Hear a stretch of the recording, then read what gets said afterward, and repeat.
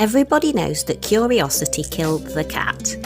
But as Colby's so fond of reminding me, he's absolutely, 100%, categorically not a cat. Colby and his canine predecessors are among the nosiest people I have ever had the pleasure of knowing. And as a rule of thumb, anything left uninvestigated by a dog is, quite frankly, not worth the effort. Watching Colby is a masterclass in laser-focused investigation.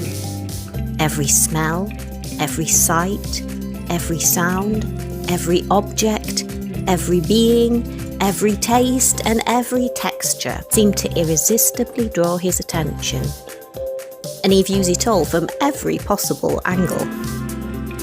His fascination with machinery, materials and manipulating objects with a determined stab of the nose has led me to speculate that if born human, he'd have found a vocation in engineering.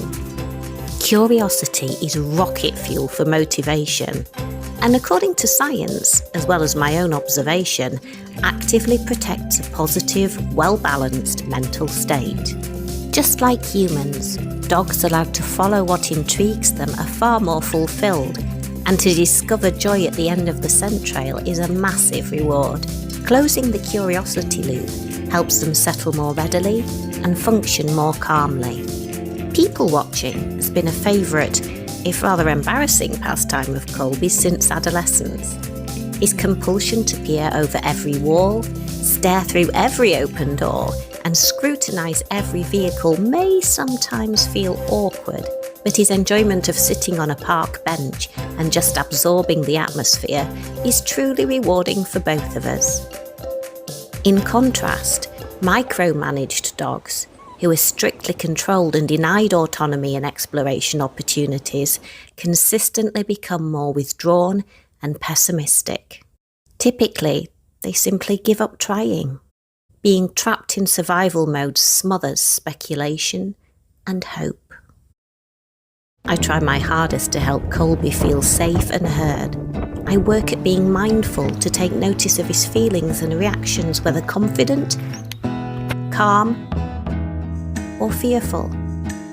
I offer him choices, whether that means crossing the street to avoid a scary bag of rubbish, lingering to inhale an intriguing scent, or walking a little more hastily to greet the playful mini schnauzer.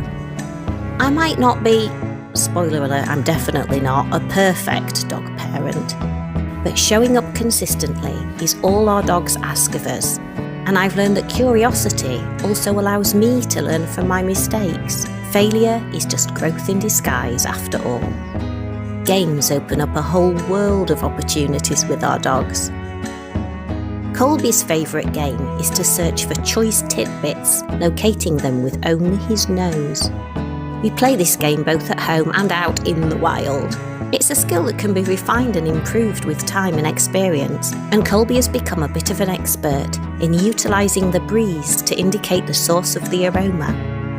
He also gets deeply engrossed following scent trails as far as they will take him. Supervision required though. You can never be sure if it's going to lead him to some discarded KFC or an inviting pile of duck poo for rolling in.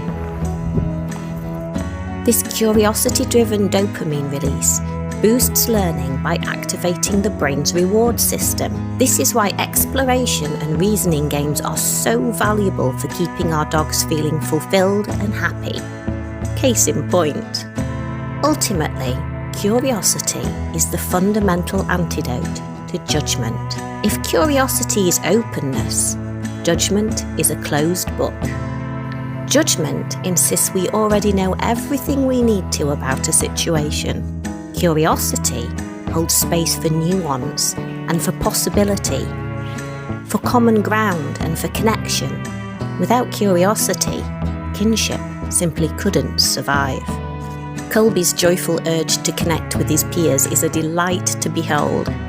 Of course, no one's perfect in this respect, and he sometimes panics when faced with some bigger dogs or strangers, triggering a sharp, defensive bark response. Once the initial anxiety has been processed, he usually comes around. But to be honest, if he feels the need to engage distance to feel safe and recalibrate, That's his call, and I support him fully. The truth of the matter is, we all have a responsibility to extend that same non-judgmental compassion to our own feelings. If we're preoccupied with judging our own emotions and reactions, it prevents us from actually feeling them. But it's only by observing those leanings that discernment can begin. And without discernment, we can never embody healing, and the world is sorely in need of healing. No kindness is wasted. That's why I do my best every day in my silly little life to be like my silly little dog Colby, because it matters. Stay curious. Thanks for watching.